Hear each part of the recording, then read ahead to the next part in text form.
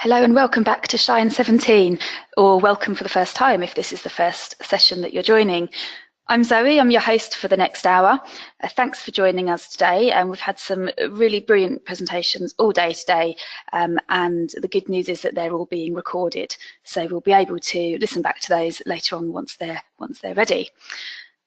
Shine17 is sponsored by Happy Signals, and they've been sharing some great stories today as well about employee experience. So if you missed those, make sure you do give those a listen back after on the recordings.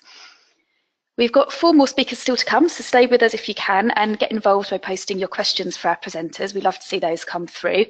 We're using the hashtag SDIShine as well if you'd like to join the conversation on Twitter. So up next, we've got Eric Figgins, HDI Director and Manager, experience, he says, largely being with small and medium businesses working with the managed service providers, and has worked extensively with end users and MSP partners.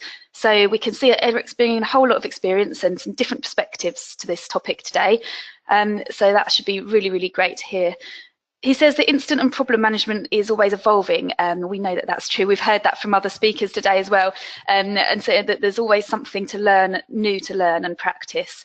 And that's true for everybody. That's why we love to do events like this and really gather as many of those new ideas and knowledge from all over the world as we can and share it with our audience. So let's, on that note, welcome Eric to the session. Hello, Eric. Are you there? Hello. Good morning. Good evening. Hello to you, and thanks again for joining us. Very happy to be here. It's been great so far. I've been able to make a couple of the presentations so far, and definitely adding some of these folks to my contacts. Yeah, absolutely. Some real valuable stuff there, and some real passion as well, which is great to hear. So I've given you presenter control, Eric, and I believe you're going to be talking to us about implementing live chat. And this seems to us to be relatively still quite new for a lot of our audience, so hopefully you'll be sharing some real hints and tips to help people with what they need to think about, where to start, how it could benefit them and their customers and that kind of thing. Absolutely.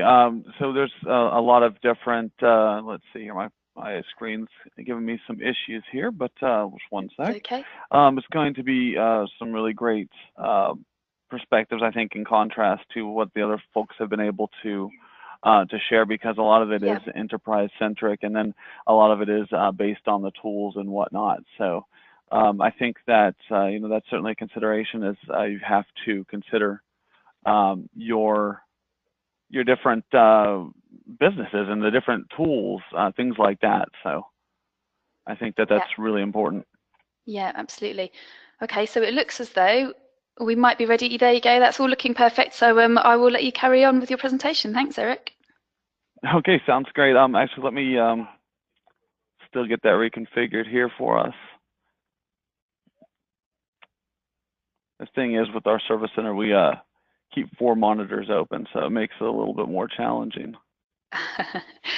No problem at all. We'll just let that come up. And as I did mention at the top of the introduction, but please, everyone who is listening, I can see you're all online now, and it'd be great if you've got any questions for Eric, post those towards the end and we'll read them out.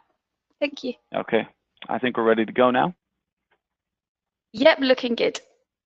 Fantastic. All right, so again, Zoe gave a great introduction, just a brief overview. Got the usual certifications. I've been here in managed services for about 7 years experience, and I know managed services, it's not really quite a global concept yet. It's definitely something that you'll find more here in the States, though it is starting to get some more recognition abroad. Just to summarize for those that may not be familiar with it, managed services were basically a firm, an IT firm, that for other small, medium businesses can actually outsource their IT needs to. And we do the proactive and reactive managing and monitoring of their services, so they don't have to worry about it. It's a very time and cost effective, because they don't have to have somebody on full-time on staff. They could just pick up the phone and call the help desk. So that's kind of where I've made my home, is with the managed services service desk or help desk. And it's really interesting because obviously much of my experiences with Continuum Managed Services, one of the leaders in the IT management platforms. And what you can do as a managed services provider is you can leverage that IT management platform and use the help desk as an extension of your own services. So that is where we had implemented chat.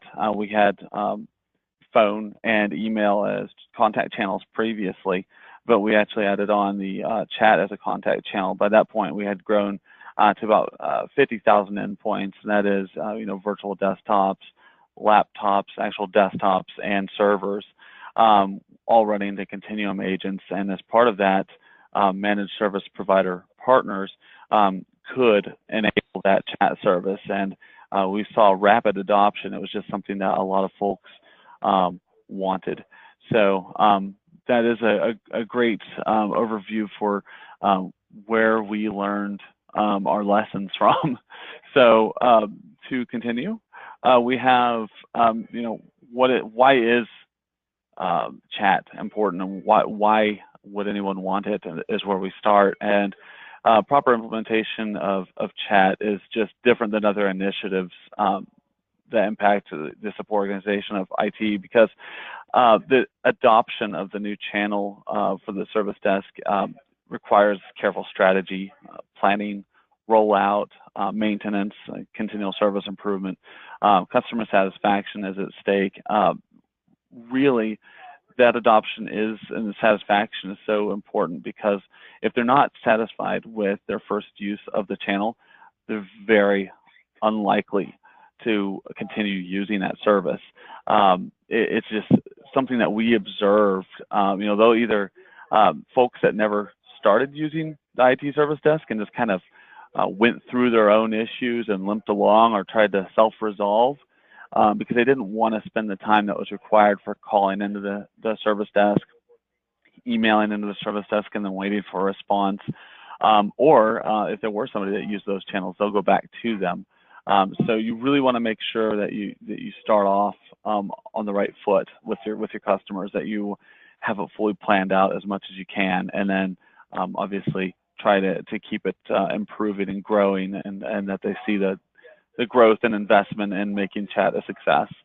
So that's why it's so important. It really hinges upon the first impressions. You want to ensure that your customer surveys are able to reach to users that open tickets within the chat platform. If you do receive notice that someone had a dissatisfactory experience, you want to reach out to them.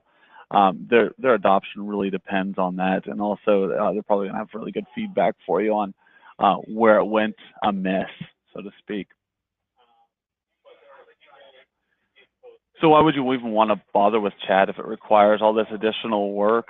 Well, it offers an overall improved customer experience. We're a texting, multitasking society. Customers want to be able to start and manage a support request while they're working on other things, and they don't want to experience the delay of email or wait on the phone for support. A lot of times, even if you do answer rapidly, they're still having to have that investment of their time. This service, chat services, generally allow folks to make that request, and maybe it's not even something on their computer. They can make a request to say, hey, I don't have access to this folder, or hey, we need a new user. In that case, they can see the response in real time, but it doesn't slow them down, or at least they don't feel like they're having to make an additional investment to make the support a success. So they really want that rapid response. So while email might seem to fit the bill for clients, it's an asynchronous form of communication. You're not going to get that, type in something, get a response sort of feedback, and that seems to be really what customers look for with the adoption of the chat service. In spite of the best efforts to have auto response to the customers, it doesn't really seem to resolve their pain. They want to feel that we are working towards a resolution as quickly as possible.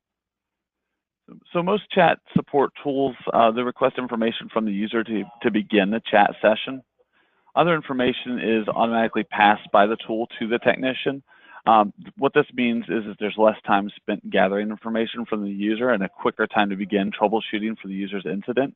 And that has a psychological impact. It really is is wow, they got my chat.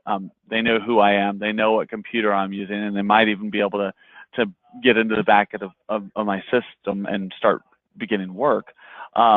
Versus whenever you're on the phone, at least in the managed services, you might be working with 1, 200, 300 companies, and you don't necessarily know who you have on the line. You don't necessarily have a full understanding of their environment as you might in a corporate setting. But even in the corporate setting, they might be on a VPN from home, or they might be out at a coffee shop, and you're going to be gathering some more information. Chat will prompt them for that information to be able to put that in before you begin the support session. So when they actually reach somebody, you're off and running, and folks have really liked that first impression. Another great advantage of chat service is it really lays the groundwork for the automation and the shift left movement. Through future integration with knowledge management systems, chat ticketing, and chat bots will be able to handle and deflect many incidents from escalating to the help desk personnel. And that not only verifies and improves your knowledge base content and verifies what people find useful. We're all accessing the same knowledge information. We're finding what works for users and deflecting many more of those incidents. And a lot of us aren't to that point yet, but that is so important to think of the future. If we're starting with chat, what we're actually doing is contributing to the groundwork for automation. So again, as we'll touch on here shortly, having unification of the tools is really important because you're not just putting chat out there. You are if you're doing it right, you should be looking at integrating your systems together between chat, between ticketing, and so forth. We'll touch on that here further. So who are the customers that use chat? As I mentioned earlier, expect new contacts. There are some folks that just don't use the service desk services. They'll limp along. I just click OK whenever this error message comes up, or I ask my colleague to send me this information because I don't have access to it because they just don't want to make that time investment, as crazy as that may sound. They find ways to work around it. Chat reaches those people because they, again, don't feel like they have to make that time investment to get the support. They can continue working. And while the chat does streamline, in many cases, the access to a user's computer, again, many times that's not even necessary. You can either have the back-end connection open to their system, or that's not even necessary. You can just do your server work or other administrative work to fulfill the request. So I think that's great. That allows us to reach those. We actually have a channel into those and can help win their sponsorship of the new channel. Those are key contacts. So implementing chat will increase the value of the service desk, the organization, or organizations if you're in the position of managed services. But also usually increases, at least slightly, the overall volume of support. I know that sounds terrible, but bear with me. In a typical deployment, chat implementation doesn't take away from phone or email channels, but it becomes its own channel with its own volume. This will vary depending on the size and format of the service desk, the composition and habits of the user community. Some organizations will see that chat will cannibalize the email content or email volume, but in my experience, this has not been the case. It's actually brought in those new users that weren't previously using the service desk, which is good because you're now reaching those users that may have been experiencing unreported issues with the environment. But we'll also touch on some cost savings as well. So depending, again, on the complexity and maturity of the support environment, technical analysts may or may not be able to handle more than 1 or 2 chats simultaneously due to the complexity of the incidents. It's something that a lot of folks, I noticed early on, well, we want chat because we can save money. You can handle multiple chats. I've been on with, I'm going to use Comcast. I know someone mentioned Comcast earlier as an example, or, I was on with GoDaddy support earlier. They say, they could support, 4, 5, 6 chats at the same time. We're essentially doubling or tripling our capacity at that point. So it sounds like, it's a great winner as long as you can maintain customer satisfaction. The use of scripting is certainly attractive in that argument. What we found is technical analysts, if those that are involved in less scripted environments where they're having to figure out issues, usually can't handle more than 1 or 2 chats simultaneously. Even if you got 4 monitors like we got, we sometimes stack them up, but it can get confusing, and then you can actually carry out the work on the wrong computer, and that's scary, and I've actually seen that happen a couple times. So if you're resolving and your team's resolving complex issues, keep that in mind. It is probably not going to be a cost savings in that regard. In fact, it can actually take longer to resolve some issues because some folks won't respond to your chats. They'll open a session, as you see from the 5th bullet point, they'll go inactive. So you want to make sure that as part of this, you're keeping in mind what happens if a user goes inactive. What are your time to resolve goals? Where are you at now? And where do you want to be with the chat service? It may make sense to have a timeout in chat of like 5 minutes. That way your time to resolve doesn't skyrocket and your costs don't skyrocket accordingly. But we'll touch on those handle time considerations and some support complexity here shortly, more in depth. So money can be saved. I just want to mention if incidents are kept shorter due to the faster acquisition of customer information, you can obviously deploy some system scripts for deploying tools or performing fixes, especially if it's a known issue. You can actually put that in some chat software where you just pull down a drop-down box and deploy the tool. So that really helps to have some batch files or software.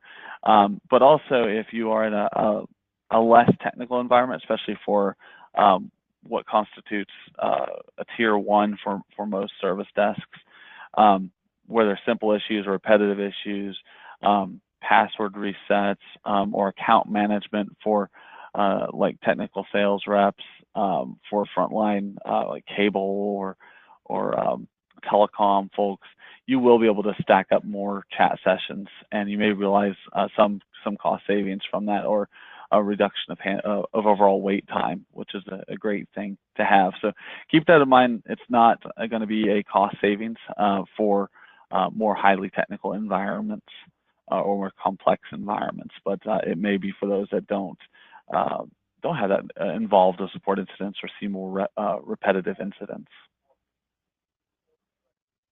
So what does this mean for your team, for your technicians? Well, chat adoption lays an important piece of the groundwork for increased tier 0 incident resolution through automation and chatbots. With more incidents being resolved through self-service and chatbots, and expectations for tier 1 will increase. This requires a higher level of technical proficiency to resolve more complicated issues that couldn't be resolved through the automation or self-service. So what you're looking at is over time, as users are able to resolve more of their issues and automation is able to resolve many of their issues, less of those redundant issues are going to be coming to the service or help desk. And what that means is the ones that you do get are going to be more complicated. So you want to make sure your team is ready. Chat is naturally conducive to skills-based routing. Many technicians gain a first experience at a service desk, and this leads to the building of general IT skills, general troubleshooting skills, really makes them more well-rounded. After an analyst or technician has developed to a point where they have the general IT practices understood, specialization becomes more in order. By specializing, analysts can handle general incident types, but also receive incidents through the chat that are more matched to their particular subject matter. This leads to an improved user experience and can aid with their ongoing development.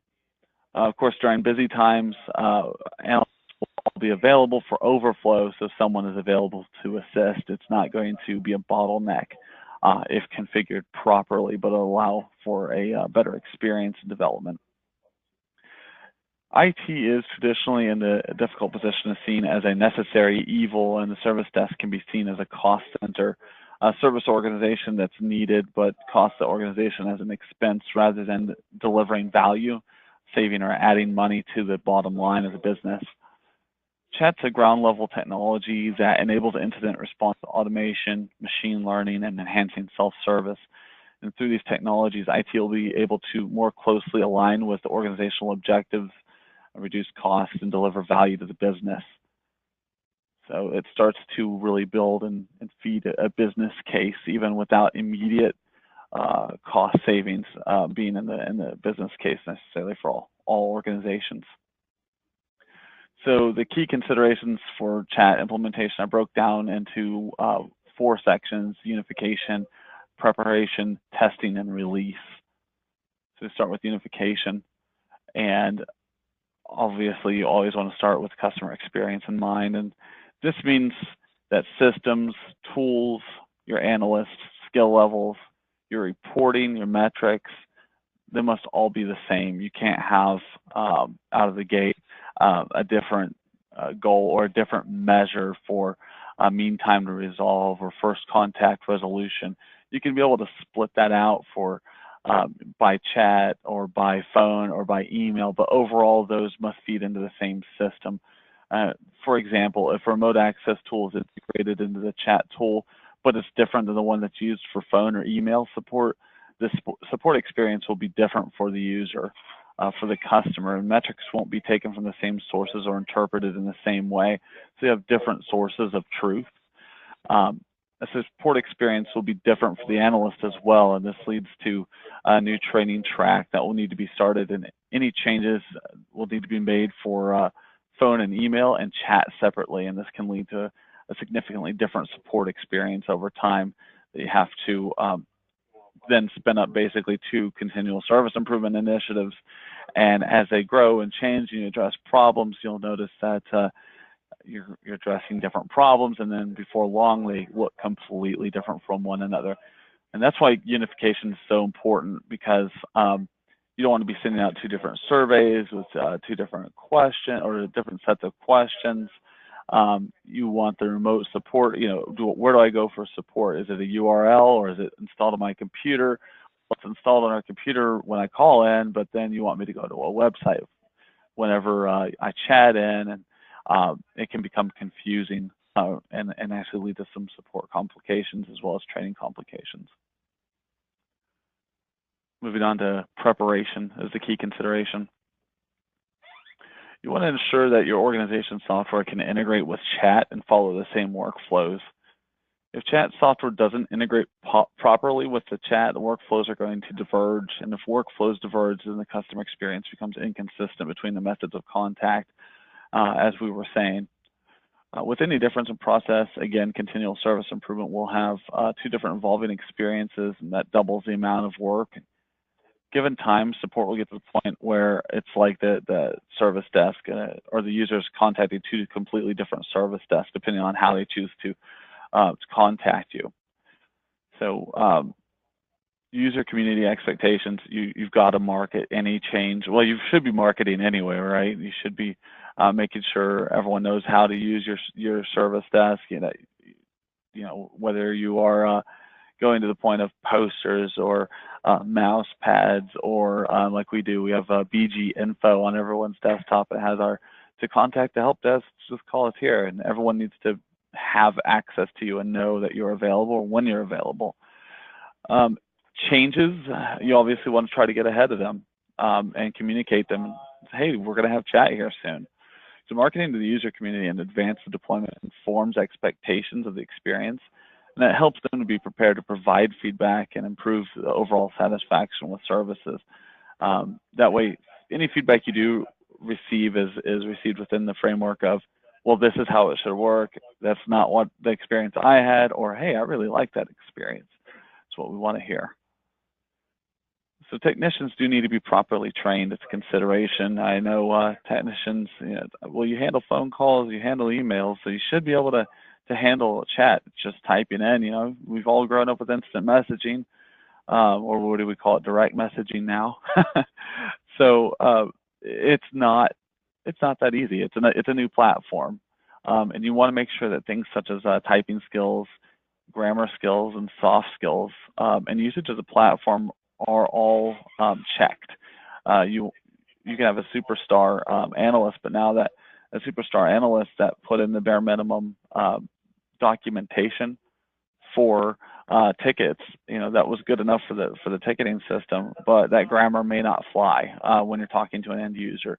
So you want to make sure that the typing skills, grammar skills are there, that people can type fast enough to keep up with the end user, and you don't have someone that's really great at the server side of things, but types at 10 words per minute. So, and then of course, usage of the chat platform. Are there scripts that you're using? And I'm talking about, hey, thanks for contacting the service desk. My name is. You're probably over time going to script things like that. Do your analysts know where they can find those tools? So you want to make sure that that the canned or semi-canned scripts and expectations on when a chat is considered to be inactive and can be closed. You want to make sure that you're training and consistent across the board on that. So canned chat scripts, while they have a bad reputation, we've all had that bad experience. Canned responses don't have to give the impression of being robotic, cold, or impersonal. When properly used, chat scripts will enhance the chat experience. It's much faster. Many chat tools allow scripts to be customized based on key information provided by the user and accessed by wildcards. For example, %sign user, %sign for the user's name. So you can say, thanks for contacting the service desk. Username, how can I help you today? When starting off, you may want to use scripts only for greeting and closing of chat sessions. And then as time goes on, continual service improvement efforts can observe other phrases or incident types that lend themselves well to scripting. So use of chat scripts can help time to resolve and reduce grammatical error. It's also, it's just one of those things that if you can do it right every time and do it systematically, it just makes more sense to script. And then you want to leave the things that are more of a human touch, a human element that you can leave those to the technicians, the analysts, at making that human connection, even though it's through a maybe a more automated channel generally. You can still be warmed through chat. So prior to chat deployment, it is important to set clear objective goals for your effort. This helps you to justify the project's business case and determine if the project has been successful or not. What level of adoption, cost savings, or improved customer satisfaction score are you targeting? What constitutes a successful project? And that can help you in winning the project, which I think is going to be something that we hear more of is, hey, we've heard so-and-so deployed chat. Why haven't we? So you want to make sure that you're the one that's prepared or pitching this and not waiting for someone to ask you. Next key consideration, obviously, deploying and testing. You want to beta test the service, and you want to limit the amount of users to start with.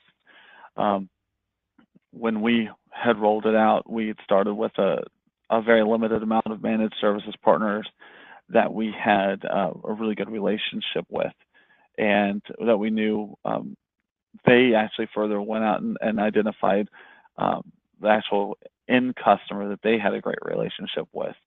So they said, hey, we got this chat tool. What do you think about your administrative assistant using this? Or what do you think about maybe the executives starting out with this? Now, I don't recommend that in an enterprise environment you start with the executives, but the small business owners, they're a lot more agile about things like this and maybe more excited about early adoption.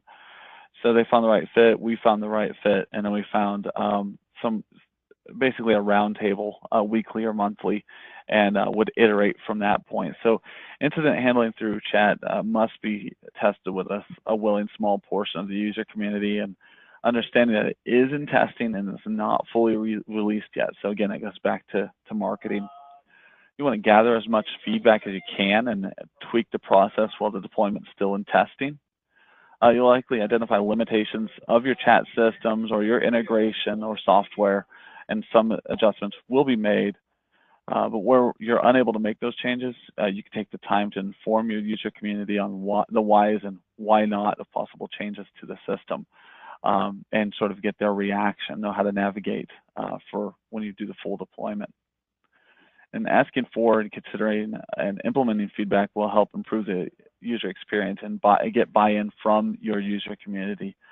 That is so important as part of the testing, because if you can get champions of your chat service, then when maybe down the line and you are maybe inundated with support incidents and there's a minute-long wait time for a chat to be picked up, someone starts complaining at your customer or within the enterprise, your champion might be within earshot and can say, hey, they just rolled this out.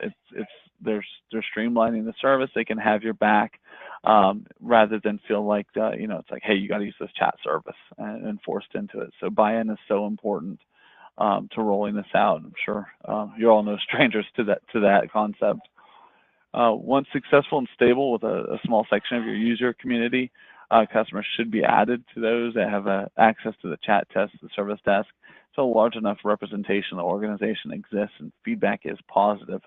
So you want to make sure that you continually grow your pool of users and continue to market to them, and as well as those that don't quite yet have it, so they know what's coming. And maybe you'll hear, hey, we really want that too. Can we get it on the test? And that also helps with your buy-in. So continual marketing must take place so that users who don't have access to the platform will remember that it's under development. Those that do have access to it, that they'll know what to expect when they do get it. Throughout the actual deployment and the testing with the limited pool of users, you want to make sure that you're doing the ongoing and cross-training of staff. It's crucial to the success of the process. Technicians must be aware of how to perform support through the chat platform, in addition to the phones and emails. So when starting chat service, chat volume is volatile. What you'll find is, if you might roll it out on day one, no one starts to chat. Within the first week, 2 weeks, you might have a very limited volume of chat. And then suddenly on that third week, everyone decides to use it. And that's going to be difficult because you have personnel that are dedicated to email, you have personnel that are dedicated to phones, or maybe jumping between the both as we do here. And then you're going to have somebody sitting on chat. You might be sitting there idle.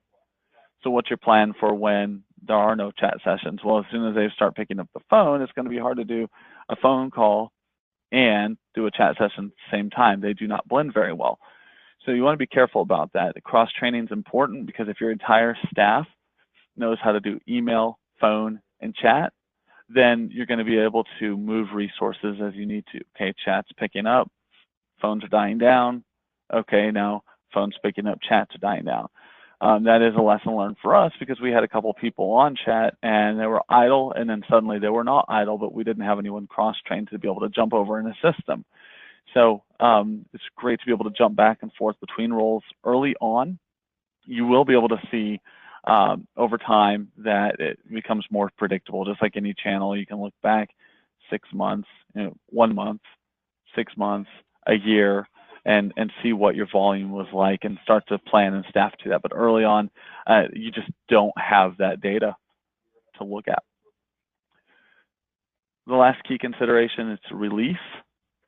So in release, the team follows the same process developed through the testing process, except that the entire organization or organizations, if you're a managed service provider, are being served, and process and tools are no longer as malleable per customer feedback, and standard CSI efforts will take over instead of development efforts. So you won't have, you won't be able to make as many tweaks. It'll be less on the fly and more within a steady release cycle, or however your organization does it. So you want to make sure that before you go to release to the general pool that you are comfortable that your feedback is good, at least mostly good. So as with all things service desk, it's important to track that feedback. You want to ensure the satisfaction of chat to contact the service desk by listening to your user community. All analysts should now be trained up on how to handle support requests, and all new analysts should be trained on all channels of support So anyone that is joining the organization, you want to start them off with a new onboarding of training. Not only are you training existing analysts, so make sure that ongoing training and new training processes are updated to match. So continue to market the service desk and the support organization. Ongoing buy-in and customer satisfaction are essential to the success of the channel. And remember that the first support experience matters. If it's not successful, the user will likely never try the chat again, and they will not have bought into IT's efforts to launch chat, and that can be a death knell for a chat channel or a contact channel. So, it's great when I call in, but I just can't reach you by chat, or it seems like you know what you're doing on chat, but not so much when I get you on the phone. So you want to make sure that you're consistent across all of your channels, and feedback. Get those surveys out through a consistent format is what you want. So on the horizon, we touched on chat laying the groundwork for automation, tapping in a knowledge base. It's important. Knowledge-based systems and chatbots are going to converge to the point where they integrate and service users via chat as an advanced tier 0. When self-service and chatbots fail to resolve the incident, customers will be seamlessly transferred to a tier 1 analyst to begin further troubleshooting. Solving incidents for customers through chat automation will yield cost savings for service centers of all types, while making sure that your technical talent are more available to work on higher value tasks. So that's really what we touched on earlier with cost savings. While it might not be immediately realized, you are laying the groundwork. It's a piece of the puzzle, a very important piece of the puzzle that a lot of people may not see whenever you deploy a contact channel, because it's what it sounds like. It's like I reach you out by email, I reach you by phone, I reach you by chat. But this is a larger component for the future of your service desk, and you want to make sure that you plan it as such. At this point, that is the presentation. I wanted to, at this point, open up for questions. Fantastic. Thanks, Eric. Thank you for that presentation. Some really good points there about, some of the practicalities as well as the benefits and some of the reasons why we do these things. So the first question really is, who are the most common or some of the common chat software providers, and what differentiates them, would you say? That's a great question. I think that with the different chat tools, what we ended up using, and I don't care for one platform or another, but you want to make sure the most essential component is there an API? You're going to find most of them do have an API in this day and age, but does it do what you need it to do? I think that approach of a vendor scorecard is a good way to go. Contact multiple vendors. Make sure that they're going to tap into your ticketing system, to your remote support tool, to your survey tool. Everything that you do, make sure that it's not going to have to be a one-off just for chat and a different experience. What we used at Continuum Managed Services was LogMe and Rescue, and that ended up actually giving a completely different experience. It had its own survey tool, so you'd have chat surveys and then regular ticketing surveys. And they'd have different questions, so you'd have a completely different piece of the puzzle. For other service organizations, it's pretty interesting because they actually have, I think actually within LogMe and Remote, it has support for mobile devices, not only Macs and PCs. So mobile device support is important to you, and you can find the tool on the App Store. That can be a really great way to initiate support. Tools like LogMe and Rescue actually have where you can use the camera on the system. So they have an example of using a camera on a system to like even troubleshoot something like a washing machine, I think was their example, because you can draw on the screen and so forth. So if tools like that sound like they would help your organization, make sure that it supports it. But most remote support tools out there now will have a chat function embedded within them. Obviously another consideration is the actual logging of the chat conversation, emailing end users a copy of the chat log. You want to make sure that you're capturing all that data and kind of closing the loop on the communications with your client. Those are the most important things rather than the vendor that you choose. So I would say score accordingly. For sure, absolutely. Okay. And you mentioned, earlier on about integration and about, taking the overview, the big picture approach as well.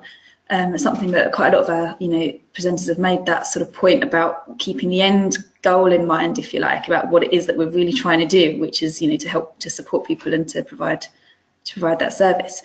If I can ask you another question then.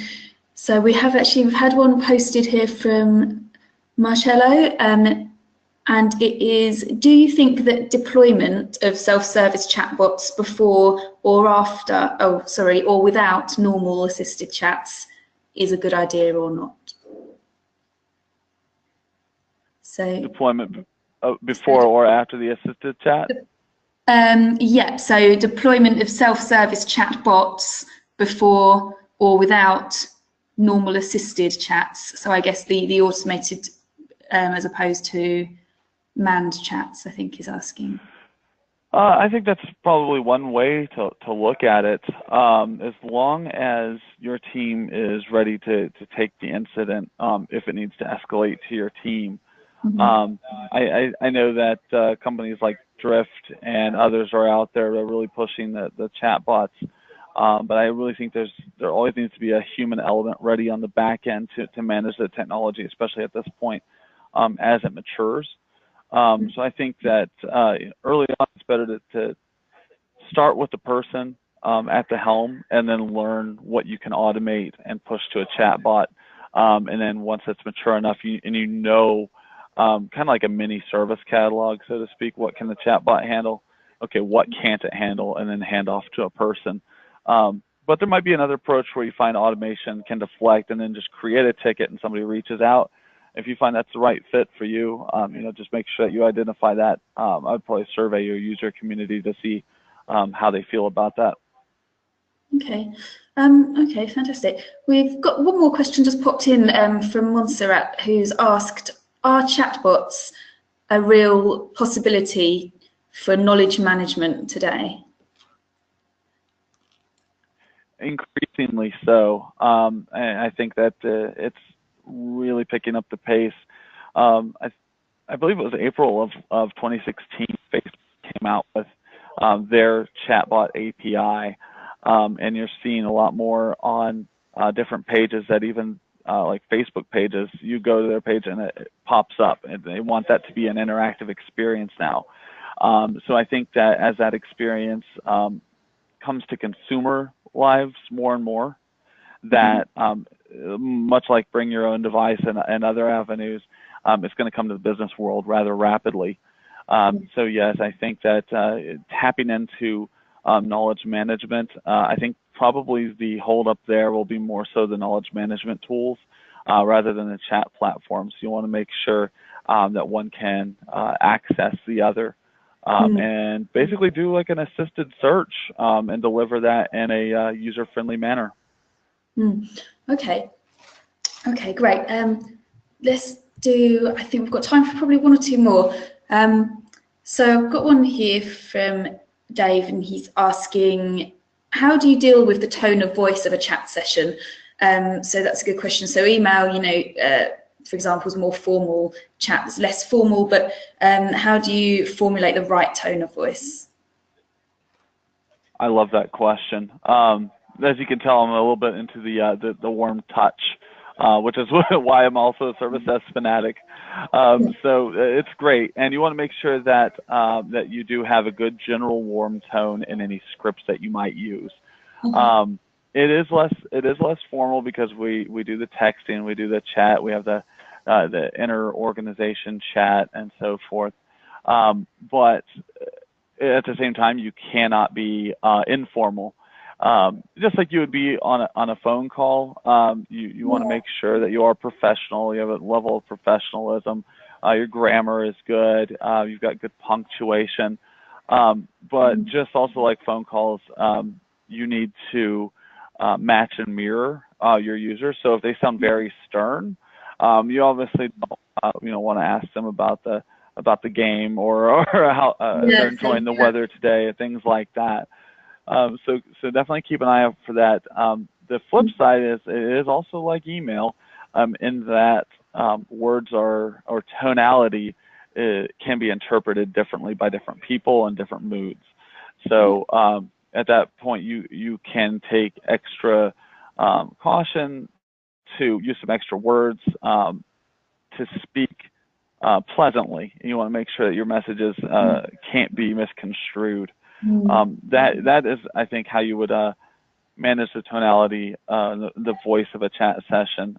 It can take a certain fit on your chat channel. So definitely auditing your analysts' support and some ongoing coaching with some examples is a good way to go. Examples, yeah, absolutely. And you were mentioning earlier that it's a different set of skills really, and some particular skills and techniques that people will need to learn. And it's actually probably quite a fine balance.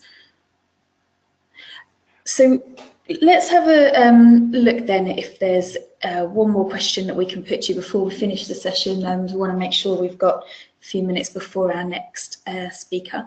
So we've got here, have you seen any examples of users and service desk staff arguing during a chat conversation is the question I've got here. So, I mean, I don't know what sort of examples or what sort of stories that you have come to mind, Eric, that you can think of, but interesting question. Yes, you'll have that example in the back of your mind for well, any of us have been in the field for probably a year or longer.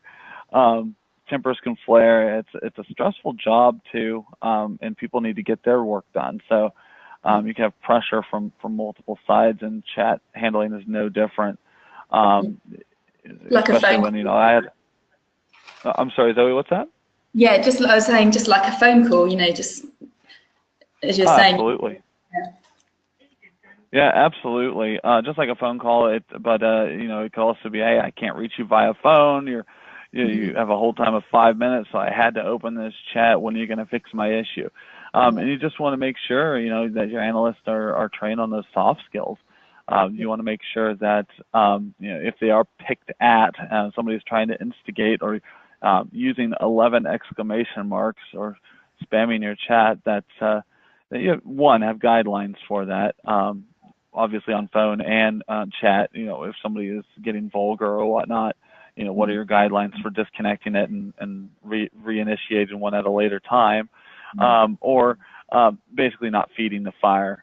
I think that the same rules for disarming a hostile or irate customer apply. Is, hey, I'm on your side, and we're gonna get this taken care of for you. But to directly answer Dave's question, I think that it really comes down to making them feel that you are on their side, and I'm just going to try to get you taken care of. But you'll always have those folks that are having a bad day. Yeah, of course, absolutely. Okay, well, I think we're going to wrap this session up then for this hour. We've got about 10 minutes to go until our next speaker. So Eric, just want to say thank you again. We've also had a couple of really nice comments posted from listeners. Simon says, great presentation, Eric. Thanks very much, really useful. So yeah, thank you for joining us and being part of Shine this year. Thank you all. It's been a pleasure.